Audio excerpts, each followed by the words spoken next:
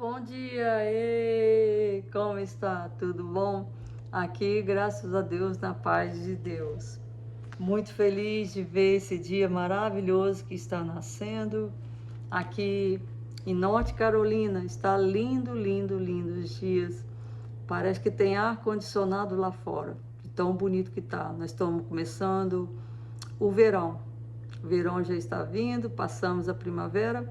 Eu adoro o clima daqui, né? Porque primavera, verão e outono é muito bom, viu? O clima é maravilhoso, parece que tem ar-condicionado lá fora. Agora, o inverno, eu não vou sentir falta nenhuma, que o inverno é difícil pra caramba, é muito frio. E eu vou sentir falta também das montanhas. Montanhas são lindas, lindas. Eu nunca vi na minha vida umas montanhas tão lindas como Norte Carolina. Isso aí eu vou sentir muita falta. Mas tudo bem, tudo no nome do Senhor. Tenho certeza que no Brasil tem coisas lindas para eu ver também, que é a maravilha e a glória de Deus, nas montanhas de lá, nas praias. Eu tenho certeza que Deus vai me abençoar, que esses olhos verão muitas coisas bonitas também. Aqui, graças a Deus, na paz de Deus, eu estou louvando, muito agradecida por estar aqui, viva e respirando o ar da vida, vivendo esse dia aí, com meus próprios olhos, esse dia maravilhoso que está nascendo. Nós estamos falando do profeta Ezequiel, um profeta maravilhoso, na época que os judeus foram carregados para a Babilônia e ficaram lá escravos 70 anos, por causa das maldades, das abominações e das iniquidades que praticavam em Jerusalém. Mas a Babilônia atacou os judeus 3 vezes e já tinha atacado 2 vezes, faltava mais uma vez para exterminar a nação todinha. E ainda tinha alguns judeus lá em Jerusalém, porque a Babilônia ainda não tinha destruído o resto dos judeus, não tinha destruído ainda Jerusalém. Porque o profeta Ezequiel foi levado, segundo a internet, na segunda ataque da Babilônia. Então estava lá o profeta Ezequiel em Babilônia, já 30 anos de escravo, na escravidão, e Deus pegou ele pelo cabelo, tá? E levou ele para Jerusalém. O profeta Ezequiel estava na Babilônia, no rio Quebar, e Deus transportou ele de Quebar, Babilônia, para Jerusalém, para ver as atrocidades, as abominações que os judeus estavam fazendo na casa do Senhor, no lugar que era o mais santo e sagrado, que era a presença de Deus, tá? No altar do Senhor, porque os judeus tinha o templo, que lá fora ficava os pastores, né? As pessoas que eram encarregadas do templo. Então eles traziam os animais para serem sacrificados na fogueira, né? E depois que eles traziam os animais para ser sacrificados na fogueira, eles entravam, só os pastores, só as pessoas encarregadas do templo podiam entrar no altar, só. Mas naquela época que ficaram os restantes dos judeus lá, depois da guerra do rei Nabucodonosor, Babilônia, que tinha atacado já 2 vezes, deixou o templo em ruínas, em ruínas mesmo, sabe? E aí entraram os restantes dos judeus lá e escreveram estavam idolatrando outros deuses, os deuses de Faraó, os deuses da Babilônia, os deuses da terra, né? Estavam idolatrando dentro da parte mais sagrada, que era o altar de Deus, que só os pessoal encarregado do templo podia entrar. Então eles entraram lá, escreveram, pintaram um monte de deuses nas paredes das casas sagradas do Senhor. E o Senhor, Deus, ficou revoltado com isso. Então ele trouxe o profeta Ezequiel para ver o que os judeus estavam fazendo dentro da casa deles, judeus ainda que não tinham pegado para a escravidão ainda. Então chegou lá, deixa eu ler o capítulo 8, primeiro, e 16, para você ter uma ideia do que estavam fazendo na casa do Senhor. Elevou-me para o átrio interior da casa do Senhor. Eis que estava a entrada do templo do Senhor, entre o pórtico e o altar, cerca de 25 homens, de costas para o templo do Senhor e com o rosto para o oriente. Eles adoravam o sol, virados para o oriente. Então esses homens, 25 homens, estavam de costa para a casa, o templo do Senhor, o templo mais sagrado que tinha a presença do Senhor, de costa para o templo, e idolatrando os deuses do sol, os deuses do oriente, dentro da casa do Senhor. E aí, no verso 17, capítulo 8, versos 17. Então me disse, viste, filho do homem, ele falou com Ezequiel, a coisa mais leviana para a casa de Judá do que essas abominações que fazem aqui, havendo enchido a terra de violência, tomam a irritar-me. A tolerância de Deus já estava fora mesmo, já não tinha mais tolerância, porque fizeram dentro da casa dele. Igual a gente vê esses homossexuais sendo pastores de igreja, lésbicas sendo pastoras de igreja. Dentro da casa do Senhor estão fazendo essas abominações. Não se arrependem dos pecados. Homossexualismo, lesbianismo é pecado. Não tem jeito de não ser pecado. Toma a irritar-me e eles chegar o ramo ao seu nariz. Pelo que eu também procederei com furor. O meu olho não poupará, nem terei piedade, ainda que me gritem aos ouvidos com grande voz, eu não os ouvirei. Aí, capítulo 9, Ezequiel, capítulo 9, versículo 1. Então me gritou aos ouvidos de Ezequiel, com grande voz, dizendo, fazei chegar os intendentes da cidade. Os intendentes são as pessoas que são carregadas da cidade, cada um com as suas armas destruidoras na mão. Eis que vinham 6 homens a caminho da porta alta, que olha para o norte, cada um com as suas armas destruidoras na mão. Entre ele um homem vestido de linho. Homem vestido de linho é o escrivão. Talvez é a pessoa encarregada do templo. Talvez a pessoa é como se fosse o pastor do templo de Deus, pessoa encarregada das coisas de Deus, com um tinteiro de escrivão à sua cinta. Entraram e se puseram junto ao altar de bronze. Versículo 3. E glória do Deus de Israel se levantou do querubim sobre o qual estava até a entrada da casa, e chamou ao homem vestido de linho, o pastor, que tinha o tinteiro de escrivão à sua cinta. E disse-lhe o Senhor, Deus falou para ele, passa pelo meio da cidade, pelo meio de Jerusalém. Estavam em Jerusalém. O profeta Ezequiel estava com Deus em Jerusalém, com o restante dos judeus que estavam lá. E ele não estava em Babilônia. O profeta Ezequiel foi transportado para Jerusalém. Ele já estava 30 anos já de escravo lá em Babilônia, e tinha mais 40 anos para cumprir de escravidão, o total de 70 anos. E disse-lhe o Senhor, passa pelo meio da cidade, pelo meio de Jerusalém, e marca com um sinal as testas dos homens que suspiram e que gemem por causa de todas as abominações que se cometem no meio dela. Então todos os homens, todas as mulheres, crianças, que não estão satisfeitos com as coisas que estão fazendo na casa do Senhor, serão marcadas na testa, porque eles serão salvos. Eles serão protegidos com essa marca na testa.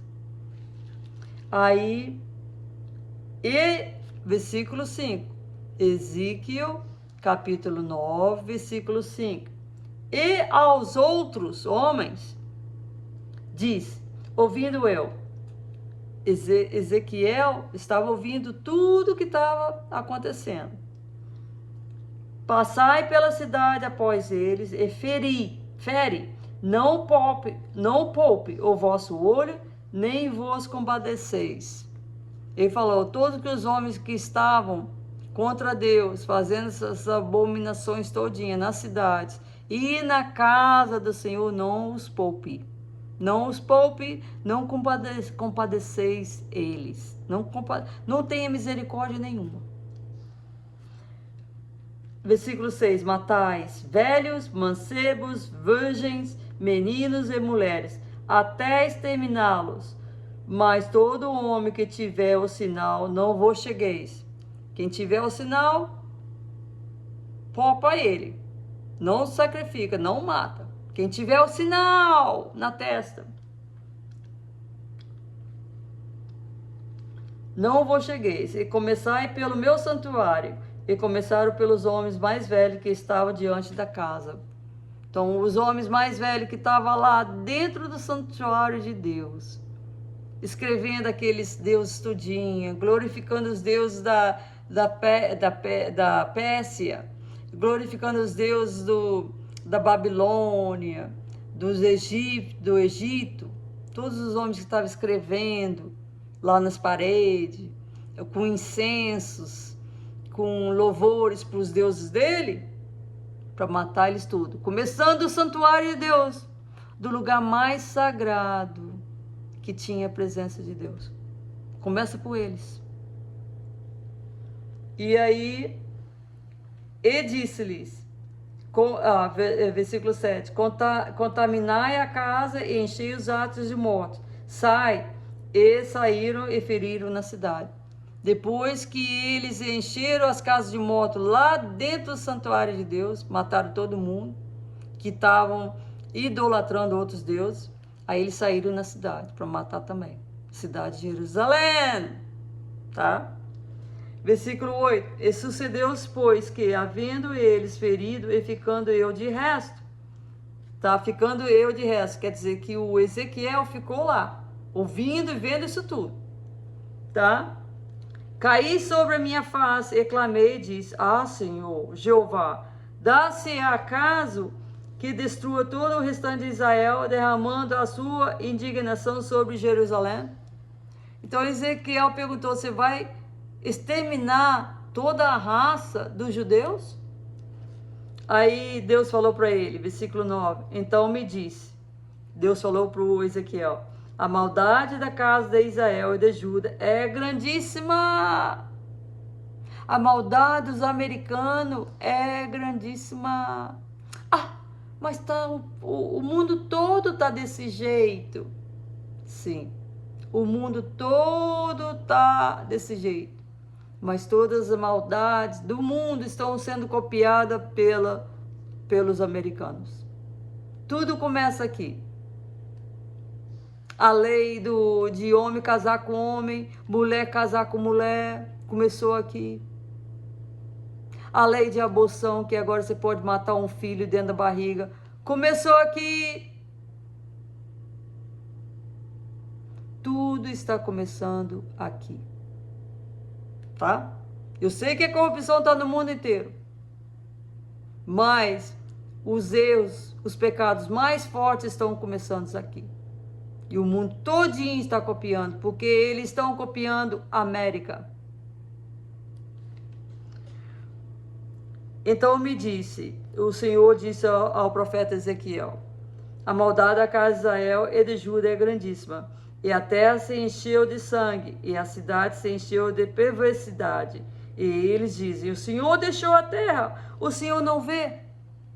Então você pensa, o Senhor não está vendo eu roubando aqui o meu chefe, o Senhor não está vendo eu aqui estuprando essa menininha, o Senhor não está vendo eu fazendo isso, roubando e adulterando.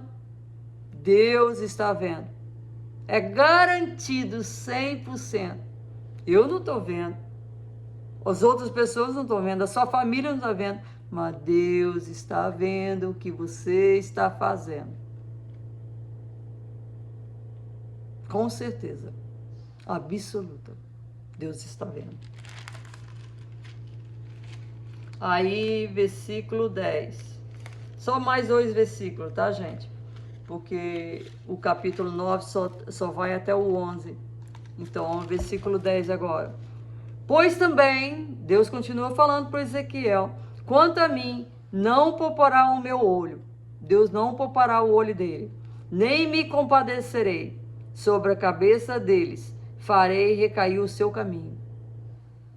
Então, se você está vivendo essa vida louca, igual o Frank Sinatra, na música do Frank Sinatra falava assim, eu vivo do meu jeito, a minha vida foi do meu jeito, do jeito que eu quero viver.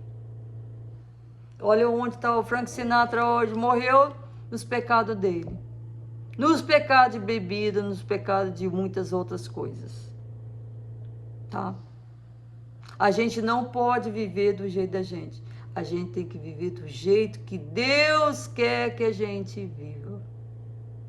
O jeito de falar, o jeito de agir, o jeito de qualquer coisa que a gente faz nesse mundo tem que ser do jeito de Deus. Se não for do jeito de Deus, é do jeito do capeta. Tá?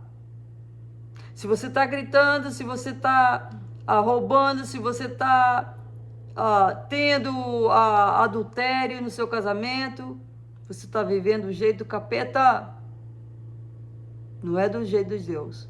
Não adianta você falar que é do jeito de Deus, que não é.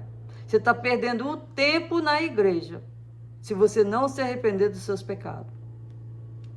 Aí, no versículo 11, eis que o homem que estava vestido de linho, o pastor, o que estava encarregado da casa do Senhor, da coisa mais sagrada de Deus, onde estava a presença de Deus, sou o homem que estava vestido de linho, e a cuja cinta estava o tinteiro, que ele que marcou a testa do pessoal, o pessoal que não estava gostando, que estavam desagrando, né? Não estava consagrando a casa do Senhor, eles, com essas abominações de outros deuses e idolatria na casa do Senhor, as pessoas que não estavam gostando dessas abominações, esse homem de linho marcou a cabeça deles, para eles serem preservados, para eles não serem matados. A cuja cinta estava o tinteiro, tornou com a resposta, dizendo, fiz como me mandaste. Então ele fez do jeito que Deus mandou ele fazer. Tá, gente? Do jeito que Deus mandou ele fazer, ele fez. Então, gente, a palavra de Deus é uma só. Ou você está comigo, ou você não está comigo. Não tem como você estar com Deus, tá? E no mesmo sentido, você vai para o bar, beber, festejar não sei o quê, dançar, vai para a praia mostrar o seu corpo, né? Passa essas maquiagens todinha no rosto, e você fala, eu tô com Deus. Não tem como, tá? Não tem como. Só tem 2 caminhos. O caminho da justiça, que é o caminho de Deus, tá? O caminho que não tem drogas, não tem cachaça, é só louvar o Senhor, comida boa, dormir bem, não tem remédios, remédio acaba com a sua vida também, não tem drogas, não tem cachaça, não tem nada. Só mesmo louvando o Senhor, só no Espírito. Só vivendo no Espírito. Não favorecendo a carne em nada. Porque a carne não tem nenhuma recompensa na carne. Mas no Espírito tem a recompensa de vida eterna. Tá? O outro caminho, o segundo caminho, é o caminho da destruição. Caminho das drogas, das festas juninas, festa de isso, festa daquilo, fofoca, adultério, roubo, traições, idolatria. Só tem dois caminhos, gente. Ou você está com Deus, ou você está sem Ele, você está com o diabo. Só tem dois caminhos, não tem outro jeito. Está escrito aqui, ó, na Bíblia. Então, nós que somos americanos, o julgamento está próximo, gente. Por favor, se arrependa dos seus pecados. Deus está pedindo agora. Porque depois que Ele marcar o povo dele que está aqui nos Estados Unidos orando, seguindo a Ele, de todo o coração, de toda a alma, de todo o espírito, será salvo da destruição. Agora, aquele que estiver seguindo ao diabo, será exterminado. E o julgamento vai começar aqui, nos Estados Unidos, tá? E o mundo todo vai sofrer. O mundo todo vai sofrer. Não adianta eu querer ir para o Brasil. Ah, eu vou para o Brasil, eu não vou ser castigada. O mundo todo vai sofrer com a derrota dos Estados Unidos. Tá? Onde a gente estiver, o mundo todo vai sofrer. Então, gente, se apega com Deus, se arrependa dos seus pecados, porque a destruição está próxima. Muito próximo do que você imagina. Seja selado com a marca de Deus. Seja selado para que sua vida se mantenha aqui na terra. Em nome de Jesus. Amém.